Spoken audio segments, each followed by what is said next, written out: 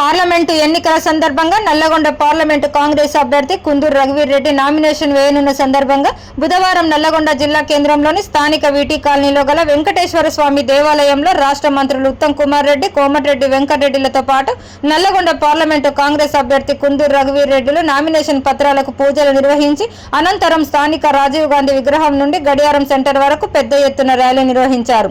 ఈ ర్యాలీకి నాయకులు, కార్యకర్తలు, మహిళలు, ప్రజలు పెద్ద ఎత్తున తరలివచ్చి ర్యాలీలో పాల్గొన్నారు. అనంతరం గడియారం సెంటర్లో ఏర్పాటు చేసిన సభలో మంత్రులు ఉత్తమ్ కుమార్ రెడ్డి, కోమటిరెడ్డి వెంకటరెడ్డిలు హాజరై మాట్లాడుతూ నల్లగొండ ఎంపీగా కుందూరు రఘువీర్ రెడ్డి 1,00,000 మెజారిటీతో గెలుపొందడం ఖాయమని వారు ధీమా వ్యక్తం చేశారు.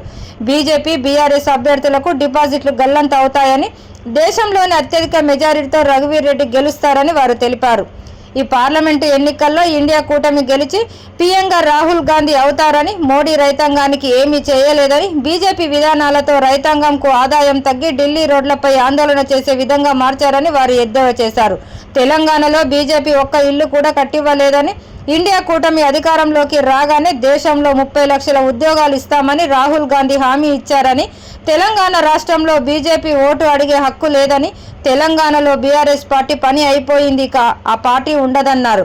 కార్యకర్తలు అశ్రద్ధ చేయకుండా అందరూ ప్రతి ఇంటికి తిరిగి ఓట్లు వేయించాలని, తెలంగాణ రాష్ట్రంలో కాంగ్రెస్ పార్టీ ఆదర్శంగా పనిచేస్తుందని, ఎన్నికలు ముగియగానే రేషన్ కార్డులు మంజూరు చేస్తామని, అదేవిధంగా ధాన్యం కొనుగోలు మద్దతు ధర విషయంలో కూడా మాటపై ఉంటామని, దేశంలో మోడీ పాలనలో శాసన న్యాయ వ్యవస్థలను నాశనం చేశారని విమర్శించారు. కాంగ్రెస్ పార్టీ కేంద్రంలో అధికారంలోకి వస్తే రైతులకు మద్దతు ధరపై చట్టం తెస్తామని వారు హామీ ఇచ్చారు. అనంతరం ర్యాలీగా వెళ్లి కలెక్టరేట్లో కాంగ్రెస్ ఎంపీ అభ్యర్థిగా కుందూరు రఘువీర్ రెడ్డి నామినేషన్ దాఖలు చేశారు.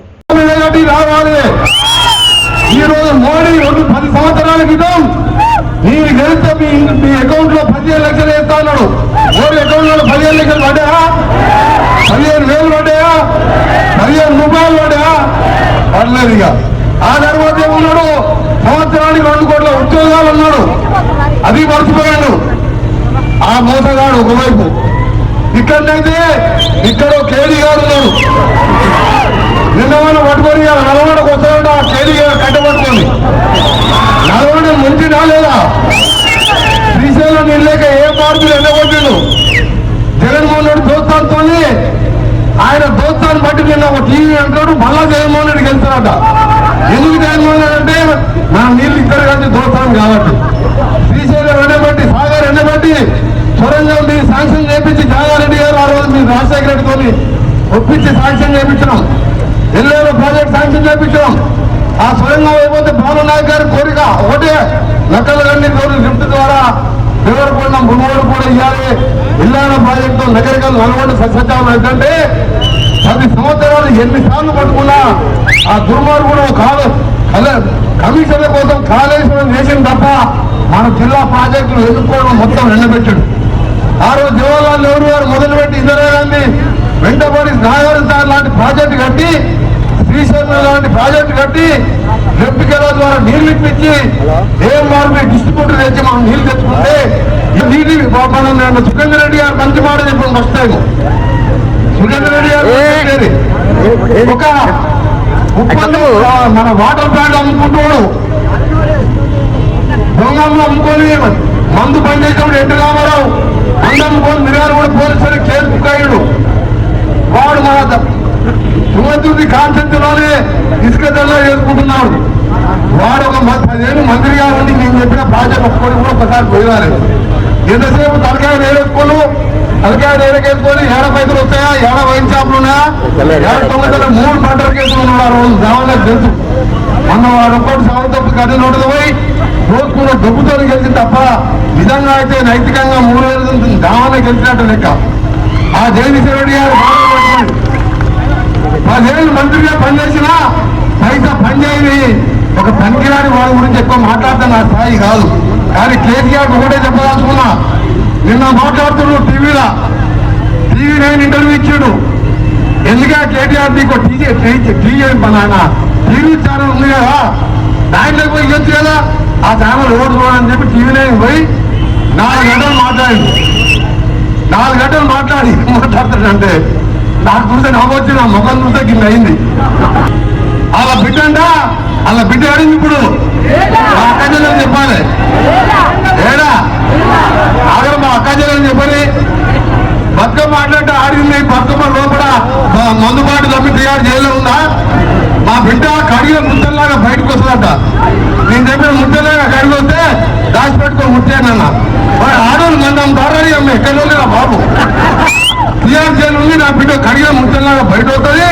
కాంగ్రెస్ పని అయిపోయింది, రేవంత్ రెడ్డి పని అయిపోయింది. మాకు 8 నుంచి 10 సీట్లు వస్తాయట. అదే కేసీఆర్ ఒక్కటే త్యాగం చేస్తున్నా. ఇవాళ శ్రీకాంతాచారి తెలంగాణ కోసం చాలా త్యాగం చేసిండు.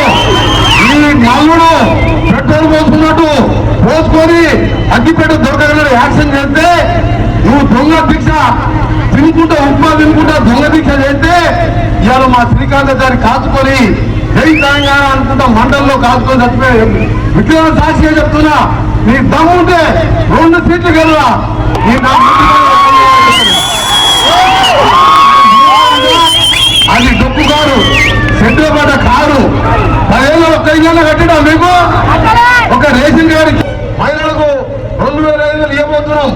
ఆగస్టు 15 రోజు 15 లోపు 2 లక్షల రూపాయలు ఏకకాలంలో నేను మళ్ళీ కెప్టెన్ ఉత్తమ్ కుమార్ రెడ్డి గారు మేమందరం మంత్రులుగా ఒక టీవీగా పనిచేస్తున్నాం. ఆయన చెప్పినట్టు ఈయన చెప్పినట్టు ఏ గవర్నమెంట్ పడిపోదు. 10 ఏళ్ళు ముఖ్యమంత్రిగా రేవంత్ రెడ్డి గారే ఉంటారు. అదే 15 రోజులు రుణమాఫీ చేయడంతో పాటు ఒకవేళ చేయలేకపోతే హరీష్ రావు నేను అన్నాడు. హరీష్ రావు నిన్ను ఓటు తెస్తారు అని ఆయన నేను కొన్ని రోజులు పక్క పెట్టిండు. మీ మామకు సవాల్ చేస్తున్నా. ఆగస్టు 15 కూడా మేము చేస్తాం. మేము చేయలేకపోతే మీరు రాజీనామా చేసి కూర్చుంటాం. నీ టీఆర్ఎస్ ఉన్న డొక్కు కారు అమ్మేసుకొని చెట్ల కూర్చుంటావా? నా సవాల్ స్వీకరిస్తున్నారు. ఒకటే అడుగుతుంది నేను. అందుకనే 6 గ్యారంటీల్లో 5 అమలు చేసినాం. నీళ్ళే కూడా అమలు చేస్తాం. గ్యాస్ సిలిండర్ 500 ఇస్తున్నాం. ఎప్పుడైనా కలబడ్డదా కేసీఆర్ 5 లక్షలు పెట్టి ఇల్లు కట్టాలని? ఇలా ఇందులో మిల్లు ఇంకా నెల రోజులలో మీ ఎంపీ కూడా వస్తుంది, మా తమ్ముడు నా కూడా వస్తుంది. నల్గొండ కాంగ్రెస్ లో ప్రతి పేదవారికి ఇల్లు లేని వారికి ఇందిరమ్మ ఇల్లు కట్టిస్తాం. ప్రతి ఒక్క పేదవారికి అండగా ఉంటా. నీకు తెలుసు, నిన్న మొన్న నేను వారం 10 రోజుల కింద ఇక్కడ పండుకొని పొద్దున 6 గంటలు లేచి గవర్నమెంట్ హాస్పిటల్ పోతే గర్భిణీ స్త్రీలందరూ ఫ్యాన్లు పనిచేస్తలేవు సార్. నీకు వేడికంటే 35 ఏసీలు పెట్టి హాస్పిటల్ అంతా కూడా సొంతంగా ఏ పేదవాడు బాధపడ్డా, ఏ పేదవాడితో పెళ్ళున్నా ముందుగా వచ్చేది కోమటంటే చెప్పకుండా పోయి పనిచేసే వచ్చింది. ఇవాళ ప్రతి రోడ్డు మన మొదటి సంతకం ముషంపల్లి, ధర్మపురం, ఆర్కేర్, కన్నెకెళ్ళికి వెళ్ళి మాతరంపల్లికి వెళ్ళి మళ్ళీ తిప్పటి వరకు 100 కోట్లతో పనులు నడుస్తున్నాయా లేదా? ఇలా పగిడిమర్రి ఖరీదు కనగా పురంపల్లికి వెళ్ళి 50 కోట్లు, మామిడాల చెరువుపల్లి బాడుగులపల్లికి వెళ్ళి అదొక 50 కోట్లు, 250 కోట్లతో పాటు రావణ ప్రాజెక్టు మహాత్మా గాంధీ యూనివర్సిటీ నేను కట్టింది. ఇలా 700 కోట్ల ఔటర్ రింగ్ రోడ్డు మధ్యలోకి లారీలు పోకుండా దాన్ని పూర్తి చేసుకుంటూ ఇంకా నేను ఎక్కువ చెప్పా కానీ మీరు 2 ఏళ్లలో చూస్తారు. ప్రతి ఒక్క ఊరు బంగారంలాగా చేసే బాధ్యత నాది. నీకు ఒక్కటే కోరుతున్నా, 2 చేతులు పెట్టి దండం పెడుతున్నా. ఇక్కడ మనకు పోటీ ఎవరు లేడు. పోటీ ఉన్నది పైన స్వర్గంలో ఉన్న రావినారాయణ రెడ్డి. ఆయన 6 లక్షలతో హైయెస్ట్ మెజార్టీతో గెలిచిండు. నాకు ఒకటే కోరిక, మా తమ్ముడు రఘువీరారెడ్డి గారిని, రఘువీర్ని 55,000 నాకు వచ్చింది కదా, ఇంకొక 30-40 యాడ్ చేయాలి మీరు. ఇవాళ ఇంత మిత్రులారా, బీజేపీ పార్టీ ఈ రాష్ట్రానికి ఈ జిల్లాకి ఏమి చేయలేదు. ఓట్లడి అర్హత లేదు బీజేపీకి. 10 ఏళ్ల బీజేపీ నరేంద్ర మోదీ పరిపాలనలో సమాజంలో అన్ని వర్గాలకి మోసం జరిగింది. రైతుల ఆదాయం రెట్టింపు చేస్తానని చెప్పి మోసం చేసిండ్రు. అదేవిధంగా జిల్లా నాయకుల కోరిక మేరకు, విజ్ఞప్తి మేరకు ఢిల్లీ లిఫ్ట్ ఇరిగేషన్ స్కీమ్ కూడా పూర్తి చేస్తానని చెప్పి మాటిస్తున్నారు. పెండింగ్ లో ఉన్న ఇరిగేషన్ ప్రాజెక్టు మొత్తం పూర్తి చేస్తానని చెప్పి మీకు మాటిస్తున్నా. పౌర సరఫరాల శాఖ మంత్రిగా రాష్ట్ర ప్రభుత్వం తరఫున పనిచేస్తున్నా. ఎన్నికలు కాగానే అవసరమైన వాళ్ళందరూ కూడా కొత్త రేషన్ కార్డులు ఇవ్వబోతున్నాము. ధాన్యం కొనుగోలు విషయంలో ప్రతి గింజ ధాన్యం ఎంఎస్పీకి కనీస మద్దతు ధరకి మన ప్రభుత్వం కొనుగోలు చేయబోతుంది. ఎక్కడన్నా మిల్లర్లు కానీ వ్యాపారులు ఎంఎస్పీ కంటే తక్కువ ధర కొనుగోలు చేస్తే కఠిన చర్యలు తప్పవని చెప్పి మనం చేస్తున్నాం. మిత్రులారా, మేము అందరం కలిసి రఘువీరారెడ్డిని గెలిపించడమే కాదు,